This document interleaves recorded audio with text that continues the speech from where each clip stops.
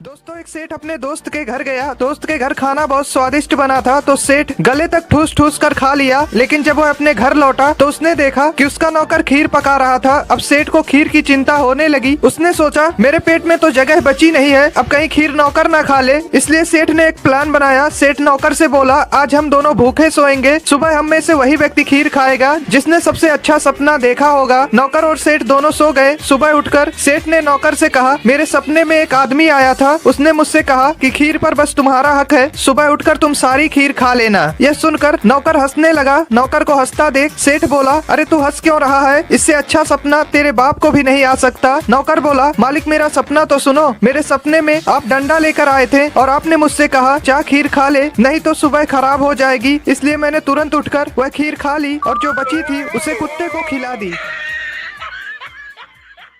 दोस्तों फ्लोरिडा के एक स्कूल में ज्यादातर सीनियर लड़कियां स्कूल के वॉशरूम में लिपस्टिक लगाती थी। लेकिन प्रॉब्लम ये था कि लिपस्टिक को लगाने के बाद वो अपने होठों को शीशे में दबाती थी, जिससे रोज सैकड़ों होठों के निशान शीशे पर बन जाते। सफाई कर्मी हर रात शीशे को साफ करता, लेकिन अगले दिन फिर लड़कियां शीशे पर लिप प्रिंट लगा देती। सफाई कर्मी ने परेशान होकर यह बात स्कूल के प्रिंसिपल को बताया। प्रिंसिपल ने फैसला किया कुछ करना पड़ेगा। अगले दिन प्रिंसिपल ने सभी सीनियर लड़कियों को वॉशरूम में बुलाया और कहा देखो सफाई कर्मी इन दागों को कैसे साफ करता है। सफाई कर्मी ने पोछा लिया और टॉयलेट में डुबकी लगाई और उससे शीशे को रगड़ा। यह देखकर सभी लड़कियां हैरान हो गई और उसके बाद लड़कियों ने कभी शीशे पर अपने होंठों के निशान नहीं छोड़ी।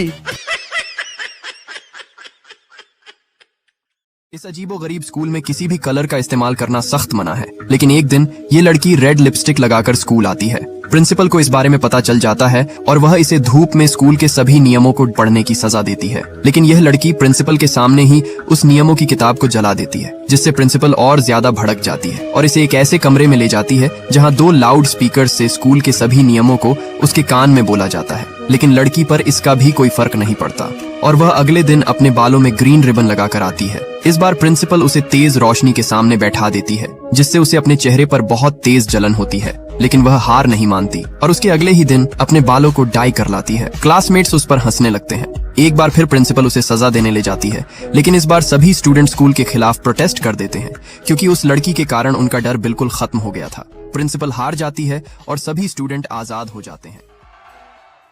मैं बिहार से आया हूँ। आया हूँ कि आई हूँ? आई हूँ। मैं बहुत आपको टीवी पे देखा था। मैं तो देखा था कि देखी थी? देखी थी। हाँ।